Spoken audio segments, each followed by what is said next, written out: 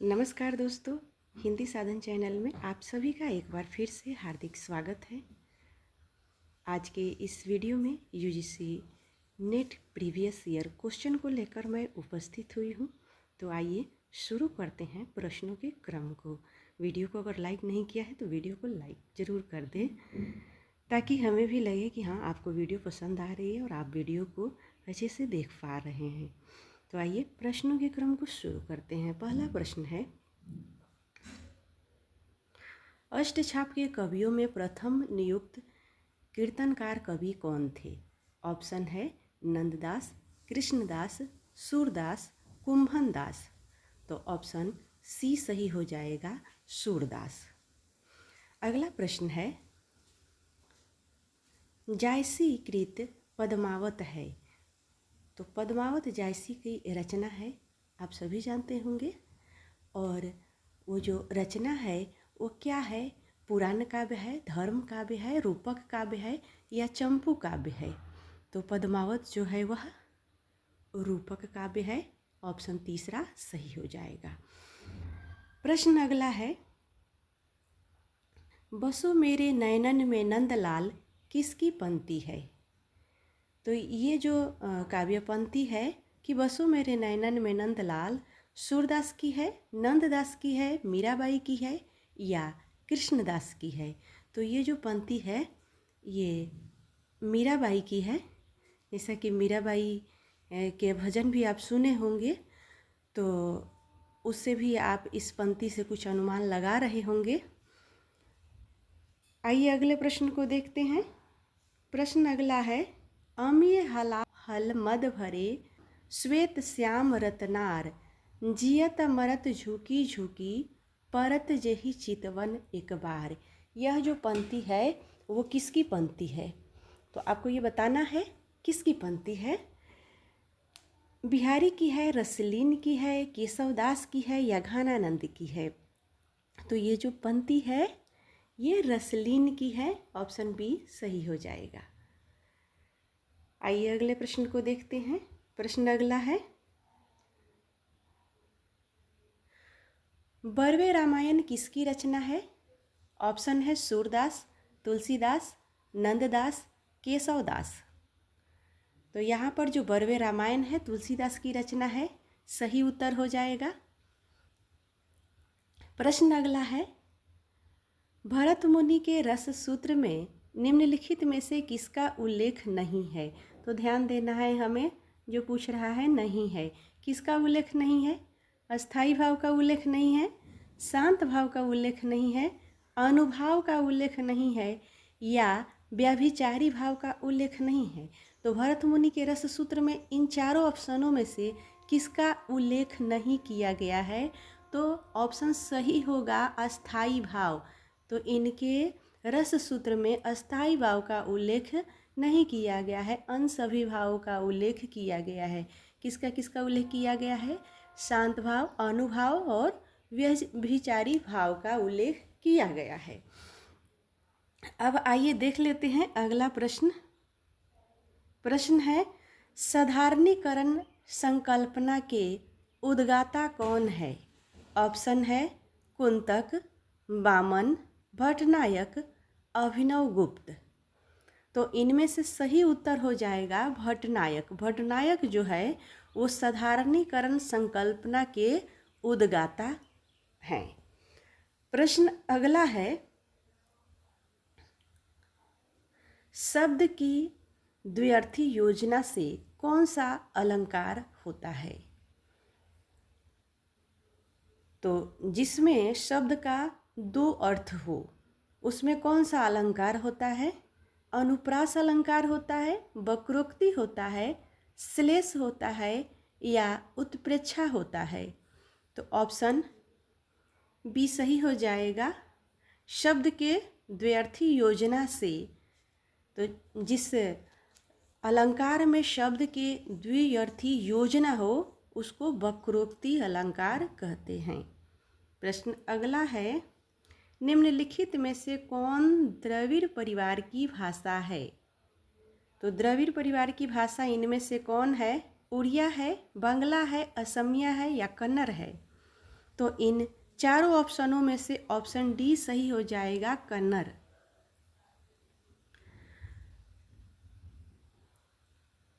प्रश्न अगला है, किस क्षेत्र की बोली को कशिका कहा गया है?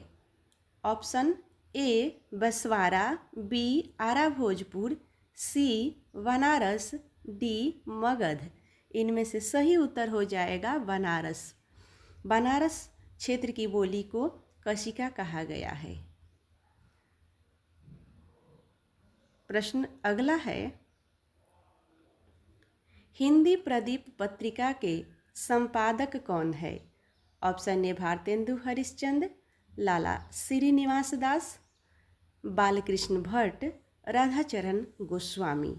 तो इनमें से सही उत्तर हो जाएगा ऑप्शन सी, हिंदी प्रदीप पत्रिका के संपादक बालकृष्ण भट्ट है। अगला प्रश्न है, तोड़ने ही होंगे मठ और गढ़ सब, किसकी पंक्ति है? ऑप्शन ए निराला, बी रघुवीर सहाय, सी नागार्जुन, डी मुक्तिबोध। तो इनमें से सही उत्तर हो जाएगा ऑप्शन डी मुक्तिबोध। मुक्तिबोध की ये पंक्ति है। अगला प्रश्न है, आवारा मसीहा किसकी रचना है? तो बहुत ही आसान प्रश्न है।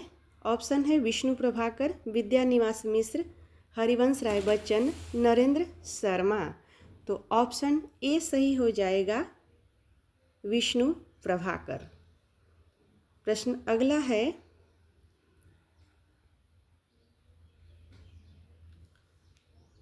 पशु पक्षियों पर लिखित महादेवी वर्मा का रेखा चित्र संकलन है। ऑप्शन है पथ के साथी, बी मेरा परिवार, सी स्मृति की रेखाएं, डी अतीत के चलचित्र। ऑप्शन बी सही हो जाएगा, पशु पक्षियों पर लिखित महादेवी वर्मा के रेखा चित्र का संकलन मेरा परिवार में है। आइए अगले प्रश्न को देखते हैं। प्रश्न अगला है, रामचंद्र शुक्ल की आलोचनात्मक कृति कौन सी है? ऑप्शन ए रस सिद्धांत, स्वरूप विश्लेषण, बी काव्य मीमांसा, सी रस मीमांसा, डी मांडमय विमर्श।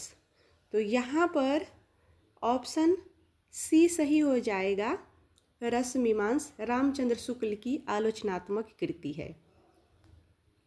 अगला प्रश्न है, मनोविश्लेषणात्मक शैली के उपन्यासकार हैं? क्या प्रेमचंद्र हैं, रंगे राघव है, इलाचंद्र जोशी हैं, या वृंदावन लाल वर्मा है? तो इन सभी ऑप्शनों में से ऑप्शन सी सही हो जाएगा, मनोविश्लेषणात्मक शैली के उपन्यासकार इलाचंद्र जोशी हैं। प्रश्न अगला है, निवनिया किस उपन्यास का पात्र है? ऑप्शन ए अनामदास का पोथा, बी चारू चंद्रलेख, सी पुनर्वा, डी बाण भट्ट की आत्मकथा। तो ऑप्शन डी सही हो जाएगा, बाण भट्ट की आत्मकथा। अगला प्रश्न है, देवनागरी लिपि की उत्पत्ति किससे हुई है? Option A Kharoshthi, B Brahmi, C Paishachi, D Kaithi. तो इसमें से सही उत्तर हो जाएगा ऑप्शन बी। अगला प्रश्न है, ठेले पर हिमालय किस विधा की रचना है? ऑप्शन ए उपन्यास, बी कहानी, सी यात्रावृत्त और डी निबंध। तो सही उत्तर हो जाएगा ऑप्शन डी निबंध। ठेले पर हिमालय ये निबंध विधा की रचना है। आइए अगले प्रश्न को देखते हैं।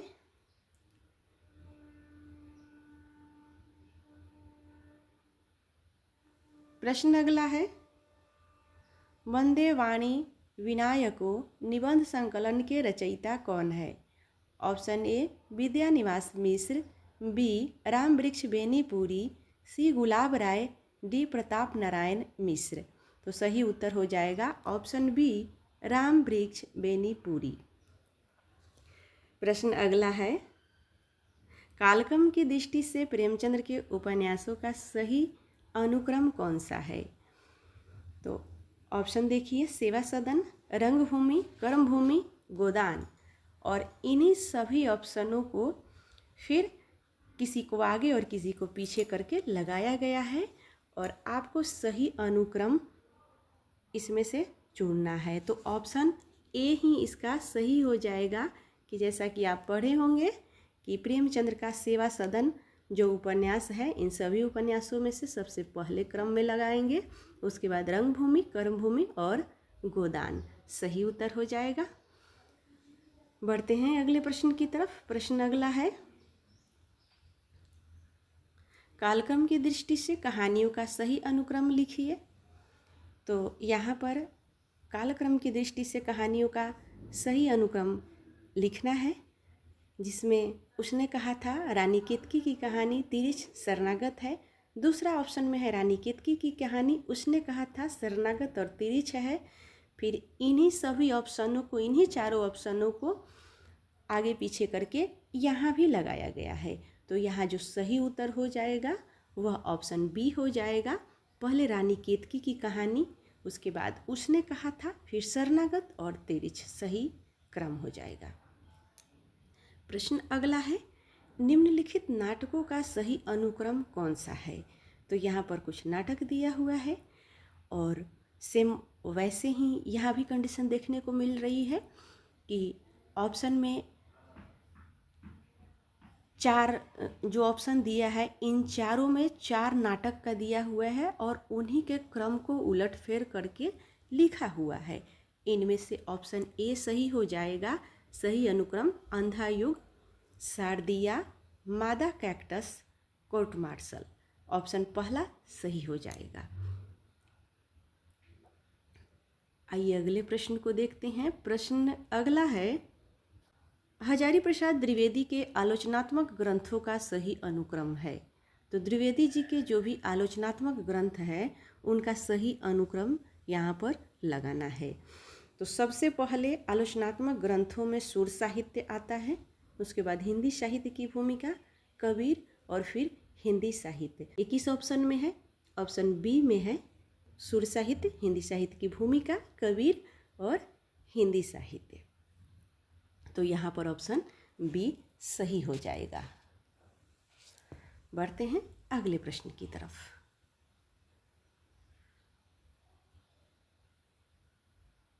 प्रश्न अगला है, प्रकाशन काल के अनुसार रेखा चित्रों का सही अनुक्रम बताइए। तो यहाँ जो रेखा चित्र दिया हुआ है उसमें से सही अनुक्रम है, सबसे पहले रेखा चित्रों में से अतीत के चलचित्र, माटी की मूर्ति, अमित रेखाएं, कुछ शब्द कुछ रेखाएं। किस ऑप्शन में है? तो सबसे पहले सी ऑप्शन में अतीत के चलचित्र हमें देखने को मिल रहा है। हालांकि सी और डी दोनों में है, लेकिन अतीत के चलचित्र के बाद माटी की मूर्ति आएगी इन प्रकाशन क्रम के अनुसार। तो ऑप्शन सी सही हो जाएगा। बढ़ते हैं अगले प्रश्न की तरफ। प्रश्न अगला है, रचनाकार के अनुसार पत्रिकाओं का सही अनुक्रम रेखांकित कीजिए। तो रचना काल के अनुसार यहाँ पर पत्रिका का सही अनुक्रम पूछा जा रहा है। सबसे पहले ऑप्शन ए में है हिंदी प्रदीप, उसके बाद ब्राह्मण, फिर ब्राह्मण के बाद भारतेंदु और सदा दर्शन। तो देखिए इन्हीं ऑप्शनों को यहाँ पर लगाया हुआ है। तो पहले हो जाएगा, सबसे पहले ऑप्शन में बी हो जाएगा, सदार्शन, हिंदी प्रदीप, ब्राह्मण और भारतेंदु। तो इन ऑप्शनों में से बी ऑप्शन को आप सही कर लेंगे। पत्रिका से 4-5 प्रश्न पूछा ही जाता है, तो इन्हें भी ध्यान देंगे। सदार्शन के जो संपादक थे वो लाला श्रीनिवास दास थे। 1874 में इस पत्रिका का प्रकाशन हुआ था। हिंदी प्रदीप बालकृष्ण भट्ट थे, ब्राह्मण के प्रताप नारायण मिश्र थे और भारतेंदु के राधा चरण गोस्वामी थे। तो भारतेंदु पत्रिका, इसका जो प्रकाशन वर्ष था वो 1883 था। तो उसी प्रकार ब्राह्मण का 1880 हो जाएगा, हिंदी प्रदीप का 1877 और सुदर्शन का 74 हो जाएगा। तो इस प्रकार से सही उत्तर हो जाएगा। आइए अगले प्रश्न को देखते हैं। निराला की रचनाओं का सही अनुक्रम बताइए। तो यहाँ पर निराला के रचना का सही अनुक्रम बताना है कि कौन सा सही अनुक्रम है। तो निराला के कुछ रचना दिया हुआ है। तो सबसे पहले हम अनामिका को लेंगे। अनामिका का प्रकाशन वर्ष कब है? 1923 ईस्वी। परिमल का 1926, गीतिका का 1936 और कुकुरमुत्ता का 1942। तो अनामिका किस ऑप्शन में दिया हुआ है? ऑप्शन ए में है अनामिका। तो ऑप्शन ए सही हो जाएगा। बढ़ते हैं अगले प्रश्न की तरफ। प्रश्न अगला है, कामायनी के सर्गों का सही अनुक्रम है। तो यहाँ इन ऑप्शनों में से सही अनुक्रम लगाना है कि कौन सा सही अनुक्रम है। तो कामायनी के सर्गों का नाम है चिंता प्रथम सर्ग है, आशा जो है वो द्वितीय सर्ग है, श्रद्धा तृतीय सर्ग है और काम चतुर्थ सर्ग है। तो इस प्रकार से ऑप्शन सी में ये तीनों क्रम आ रहे हैं, चिंता, आशा, श्रद्धा, काम। तो ऑप्शन सी सही हो जाएगा। बढ़ते हैं अगले प्रश्न की तरफ। प्रश्न अगला है, रचना काल के अनुसार लंबी कविताओं का सही अनुक्रम लिखिए। तो यहाँ पर रचना काल के अनुसार लंबी कविताओं का सही अनुक्रम बताना है। तो सबसे पहले प्रलय की छाया आएगी। प्रलय की छाया ये प्रसाद की कविता है और इसका प्रकाशन है 1931। उसके बाद आषाढ़े वीणा ये अज्ञेय की है, इसका प्रकाशन है 1961 ईस्वी। पटकथा ये धूमिल की है 1972। तो सबसे पहले हम ऑप्शन सी को सही कर लेंगे, उसके बाद अगले प्रश्न पर बढ़ेंगे। आइए देखते हैं अगला प्रश्न। प्रश्न अगला है, आचार्यों और उनके सिद्धांतों के साथ सुमेलित कीजिए। तो आचार्य और उनके सिद्धांतों को सुमेलित करने वाला प्रश्न आ गया है। तो अब हम सुमेलित करेंगे कि कौन सा इसमें से सही उत्तर हो जाएगा। सही उत्तर होगा, यहाँ देखिए कूट दिया हुआ है, तो कूट के अनुसार हमें लगाना है। सही उत्तर हो जाएगा ऑप्शन डी। एक का दूसरा हो जाएगा, बी का चौथा और सी का पांचवा, डी का पहला। तो इस प्रकार से ऑप्शन चौथा सही उत्तर हो जाएगा। यहाँ पर भी जो प्रश्न है वह ग्रंथकार और ग्रंथों को सुमेलित करना है। तो प्रश्न पूछा जा रहा है कि निम्नलिखित ग्रंथकार और उनके ग्रंथों का सुमेलन कीजिए। तो यहाँ देखिए ऑप्शन दिया हुआ है एलियट, वर्ड्सवर्थ, लेगनुस और अरस्तू। तो इन सभी में से जो ये ग्रंथकार है और ग्रंथ दिया हुआ है इनके सामने, तो क्या ये जो ग्रंथकार है इन्हीं का ये ग्रंथ है? तो इस प्रकार से सही हम करेंगे। तो आइए देख लेते हैं। एक का एलियट का हो जाएगा द वेस्ट लैंड, उसके बाद वर्ड्सवर्थ का पेरिपोइटिकेस, लैंगुस का लोरिकल बेल्गस, अरस्तु का रिपब्लिक। तो इस प्रकार से कूट का जो सही मिलान हो जाएगा वह ऑप्शन ए हो जाएगा। बढ़ते हैं अगले प्रश्न की तरफ। प्रश्न अगला है, रचनाकार से प्रश्न आ रहा है, निम्नलिखित रचनाकारों के साथ उनकी रचनाओं का सुमेलन कीजिए। तो रचनाकार हैं अज्ञेय, इनकी जो रचना है वह कौन सी रचना है? तो अज्ञेय का रचना संवत्सर है।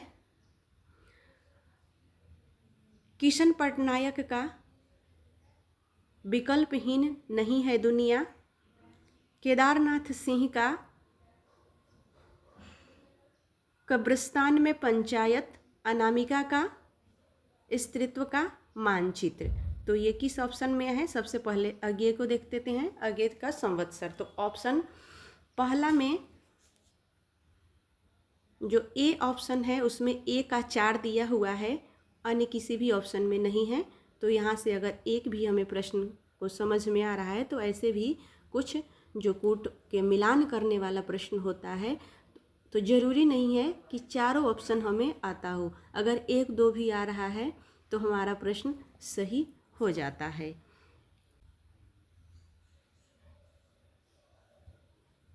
प्रश्न अगला है, संपादकों को उनकी पत्रिकाओं के साथ सुमेलित कीजिए।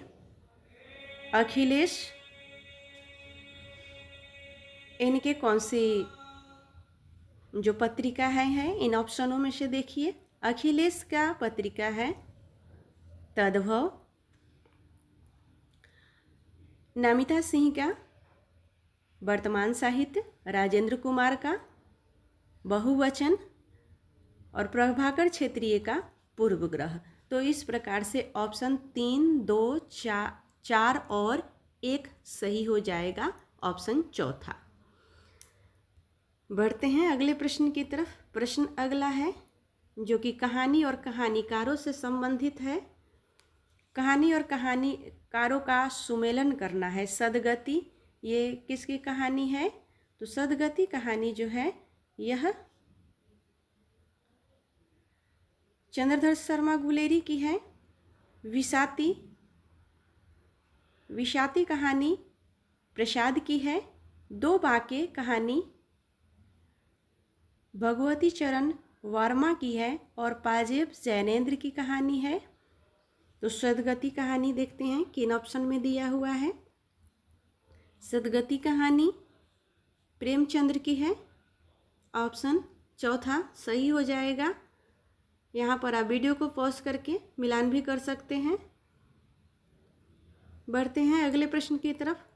प्रश्न अगला है, पंक्तियों के साथ कवियों का सुमेलन कीजिए। शेष महेश गणेश, ये किसकी पंक्ति है?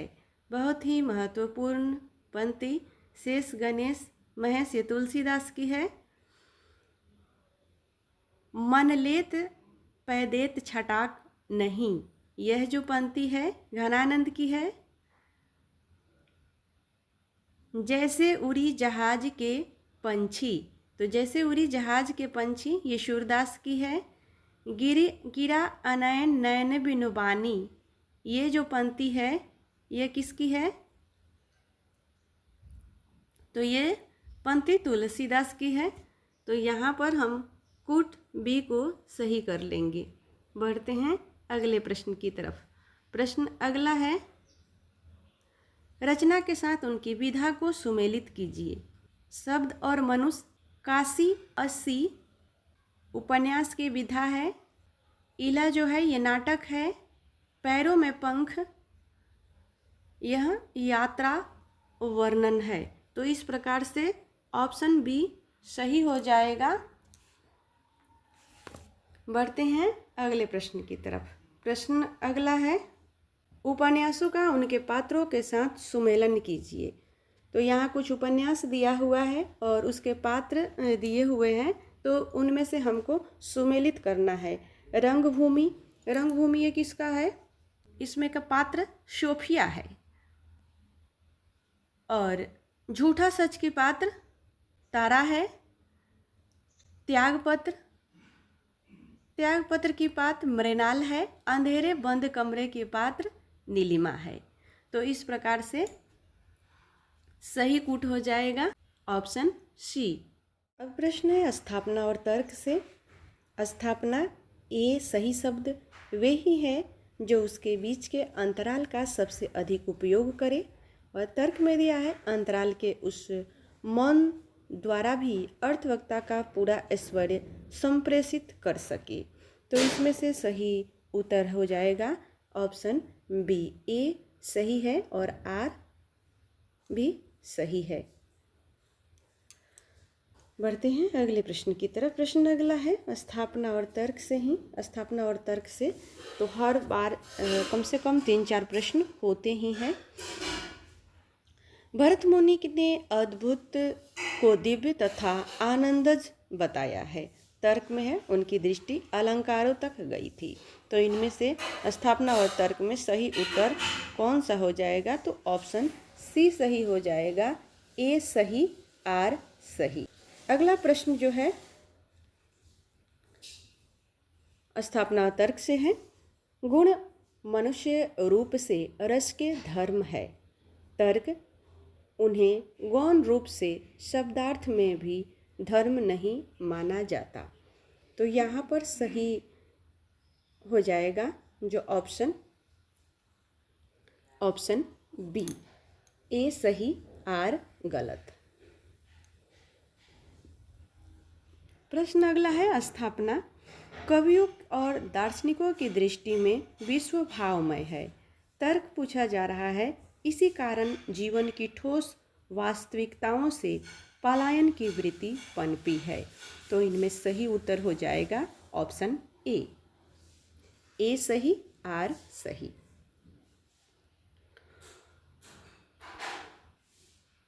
अगला प्रश्न है स्थापना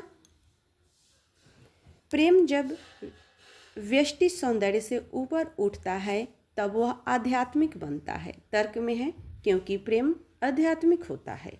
यहाँ जो ऑप्शन सही हो जाएगा वह ऑप्शन ए हो जाएगा, ए सही, आर गलत। क्योंकि प्रेम आध्यात्मिक होता है ऐसा कोई जरूरी नहीं है कि प्रेम आध्यात्मिक ही होता है। तो इस प्रकार से ऑप्शन ए सही हो जाएगा। अब बढ़ते हैं अगले प्रश्न की तरफ। प्रश्न अगला है स्थापना काव्य का सत्य असाधारण होता है। तर्क में पूछा जा रहा है क्योंकि वह सामान्य सत्य से मिलता है। तो इनमें से क्या ये सही है कि काव्य का सत्य जो होता है वह असाधारण होता है? कि वो इसलिए असाधारण होता है कि सामान्य सत्य से मिलता है। तो क्या ये सही बात है? तो इनमें से ऑप्शन डी सही हो जाएगा, ए सही है लेकिन आर गलत है। अब यहाँ पर कुछ दिया हुआ है निर्देश, जिसको ध्यानपूर्वक पढ़े और उससे संबंधित प्रश्नों के उत्तर दिए गए हैं। बहुविकल्पी प्रश्नों में से सही विकल्प का चुनाव करना है। तो आइए देख लेते हैं। यह गद्य से प्रश्न है। भाषा पर कबीर का जबरदस्त अधिकार था। वे वाणी के डिक्टेटर थे। जिस बात को उन्होंने जिस रूप में प्रकट करना चाहा वह उसे उसी रूप में भाषा से कहलवा दिया, बना दिया, और सीधे सीधे नहीं तो दरेरा देकर। भाषा कुछ कबीर के सामने लाचार सी नजर आती है। उसमें मानो ऐसी हिम्मत ही नहीं है कि वह लापरवाह फकर की किसी फरमाइश को ना ही कर सके, और अकह कहानी को रूप देकर मनोग्राही बना देने की तो जैसी ताकत कबीर की भाषा में है वैसी बहुत कम लेखकों में पाई जाती है। तो यहाँ अब इन्हीं चारों पंक्तियों से कुछ प्रश्न दिया गया है, तो उन प्रश्नों को हमें सही करना है। प्रश्न है कबीर की वाणी के विषय में क्या कहा गया है? तो कबीर के वाणी के विषय में कहा गया है कि कबीर वाणी के डिक्टेटर थे।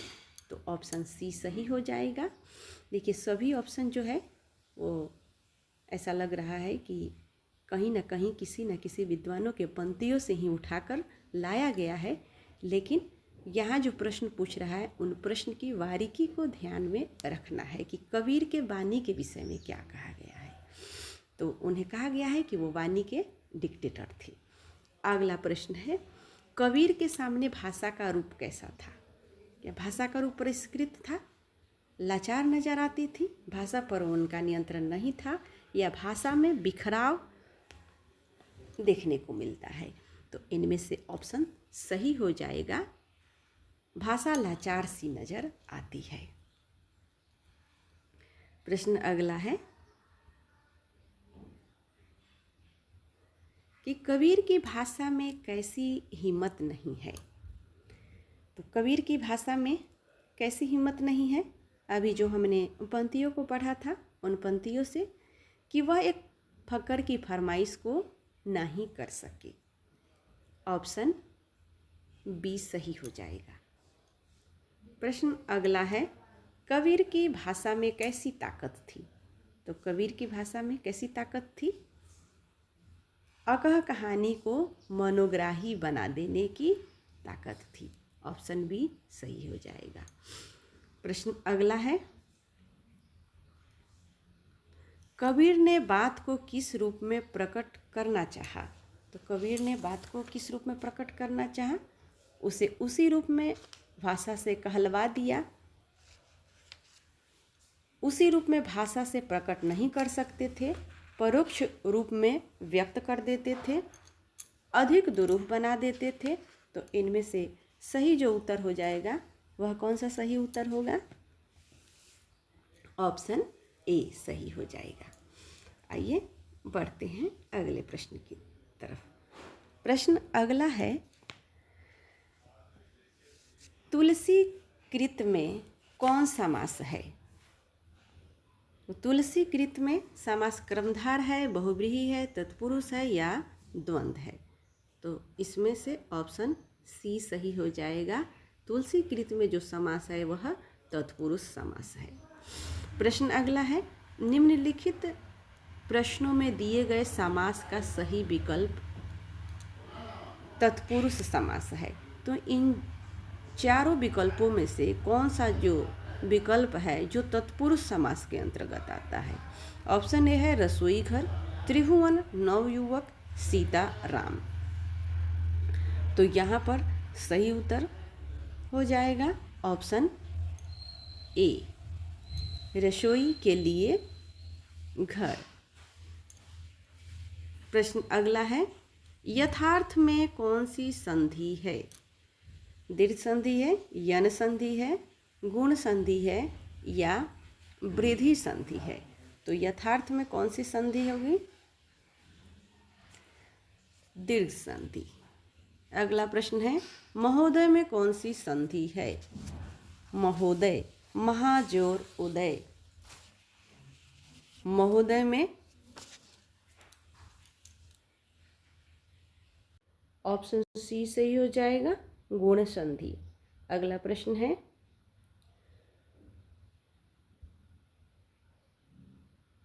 शब्द के में 4 विलोम दिए गए हैं, सही विलोम शब्द का चयन करें। तो यहाँ पर दिया हुआ है सही विलोम का चयन करना है। तो देखिए, हर्ष, हर्ष का सही विलोम क्या हो जाएगा? खेद या वेदना, दुख। तो इसका सही विलोम हो जाएगा विषाद। अगला प्रश्न है, शब्द के 4 विलोम दिए गए हैं, सही विलोम शब्द का चयन कीजिए। शाश्वत, शाश्वत का सही विलोम क्या हो जाएगा? नश्वर। ऑप्शन सी सही हो जाएगा। आगे प्रश्न पूछा जा रहा है कि निम्नलिखित कहावत का सही अर्थ बताइए। तो यहाँ पर कहावत दिया हुआ है, चूहे के चाम से नगारे नहीं मढ़े जाते। अब इसका सही अर्थ क्या होगा? सीमित संसाधन से बड़े काम नहीं होते हैं। ऑप्शन डी सही हो जाएगा। अगला प्रश्न है, निम्नलिखित में तत्सम शब्द का चयन कीजिए। तो यहाँ पर तत्सम शब्द का चयन करना है, जिसमें से ऑप्शन है बारात, वर्षा, हाथी, आंसू। तो तत्सम शब्द कौन सा हो जाएगा? ऑप्शन बी वर्षा। अगला प्रश्न है, निम्नलिखित प्रश्नों में दी गई रचना के रचनाकारों का सही विकल्प चयन कीजिए। चिंतामणि। यहाँ पर सही विकल्प का चयन करना है कि विवेकी राय का है, बालकृष्ण भट्ट का है या रामचंद्र शुक्ल का है कि राहुल सांकृत्यायन का है। तो चिंतामणि ये जो रचना है ये किसकी है? ऑप्शन सी हो जाएगा, आचार्य रामचंद्र शुक्ल की है। अगला प्रश्न है, निम्नलिखित प्रश्नों में से दी गई रचना के रचनाकारों का सही विकल्प का चयन करना है। उर्वशी किसका है? रामधारी सिंह दिनकर का है, सुमित्रा नंदन पंत, निराला या अज्ञेय? तो उर्वशी जो है ये रामधारी सिंह दिनकर के है, पहला ऑप्शन सही हो जाएगा। बढ़ते हैं अगले प्रश्न की तरफ। प्रश्न अगला है, पंचानन। पंचानन में कौन सा समास है? अव्ययी भाव, द्वंद्व, बहुव्रीहि, तत्पुरुष? तो पंचानन में बहुव्रीहि समास है। अगला प्रश्न है, पुरुषोत्तम में कौन सा समास है? अव्ययी भाव, द्वंद्व, द्विगु या तत्पुरुष? तो ये जो सभी जो प्रश्न हैं ये अभी कुछ प्रश्न है व्याकरण के ही हैं, तो इन व्याकरण के प्रश्नों को भी आपको देखते हुए आगे बढ़ना है और खुद से अपना भी अंदाज़ा लगाना है कि कई बार हम क्या करते हैं, सही प्रश्नों को जानते हुए भी गलत कर देते हैं। तो हमें उन गलती से बचने के लिए ऐसे छोटे मोटे प्रश्नों को रिवीजन भी कर लेना है। तो इसमें पुरुषोत्तम में पुरुषों में जो उत्तम हो, तो उस अनुसार से यहाँ पर जो ऑप्शन दिया हुआ है वो तत्पुरुष समास हो जाएगा। अब अगला प्रश्न है, निम्नलिखित प्रश्नों में दिए गए समास का सही विकल्प चुनिए। द्विगु समास। द्विगु समास में कौन सा इसमें से सही विकल्प है? नवरत्न, लेन देन, नीलकंठ, यथाशक्ति? तो जैसा कि जानते हैं हम कि द्विगु में पहला संख्यावाची शब्द होता है, तो नवरत्न जो है वह द्विगु समास का हो जाएगा, यहाँ सही उत्तर हो जाएगा। अब बढ़ते हैं अगले प्रश्न की तरफ। प्रश्न अगला है, निम्नलिखित प्रश्नों में से दिए गए समास का सही विकल्प चुनिए। तो निम्नलिखित में दिए गए समास का सही विकल्प क्या हो जाएगा? कर्मधारय समास का, कामचोर, स्वर्णाक्षर, पंचवटी या रोग पीड़ित? तो इसमें से सही उत्तर जो हो जाएगा वह ऑप्शन बी हो जाएगा, स्वर्णाक्षर। प्रश्न अगला है, मतैक। मतैक में कौन सी संधि है? मध्जोर ऐक। तो इसमें कौन सी संधि है? वृद्धि संधि है, ऑप्शन डी सही हो जाएगा। अगला जो प्रश्न है, शब्द के 4 विलोम है, सही विलोम का चयन करें। तो यहाँ ध्वंस का विलोम क्या होगा? सृष्टि, रचना, सृजन या निर्माण? तो ध्वंस मतलब किसी चीज का विनाश, तो इसका विलोम क्या होगा?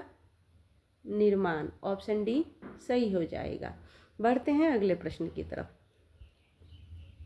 प्रश्न अगला है, निम्नलिखित कहावत का सही अर्थ बताइए। तो यहाँ जो कहावत है उसका अर्थ बताना है। तन पर नहीं लत्ता, पान खाए अलबत्ता। तो पान खाए अलबत्ता, इनमें से पंक्तियों में से आमदनी कम होने पर भी शौक करना, मांग मांग कर ऐश करना, शौकीन मिजाज का होना, झूठा दिखावा करना? तो इनमें सही उत्तर हो जाएगा ऑप्शन डी, झूठा दिखावा करना। अगला प्रश्न है, निम्नलिखित कहावत का सही अर्थ बताना है।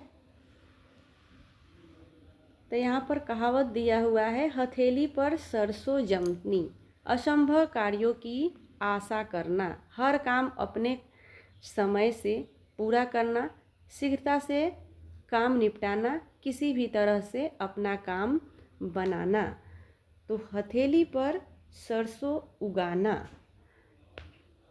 ऑप्शन बी सही हो, या हर काम अपने समय से पूरा होता है। अगला प्रश्न है, निम्नलिखित में से कौन सा शुद्ध वाक्य है? तो इनमें से शुद्ध वाक्य आपको बताना है कि कौन सा शुद्ध वाक्य है।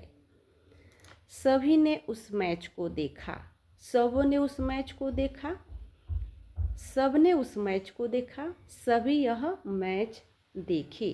तो ऑप्शन पहला सही हो जाएगा, सभी ने उस मैच को देखा, यह शुद्ध वाक्य हो जाएगा। अगला प्रश्न है, निम्नलिखित में अशुद्ध वाक्य कौन सा है? देखो शत्रु दौड़ रहा है, मैंने आम खाया, लड़ाई में जीत हुई, वह जीत गया।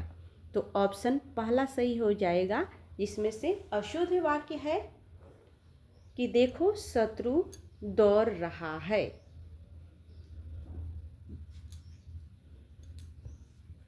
तो इस प्रकार से आज हमने लगभग 70 प्रश्नों को देख लिया है। यह वीडियो आपको कैसा लगा हमें कमेंट के माध्यम से अवश्य बताएं। वीडियो देखने के लिए आप सभी को बहुत बहुत धन्यवाद।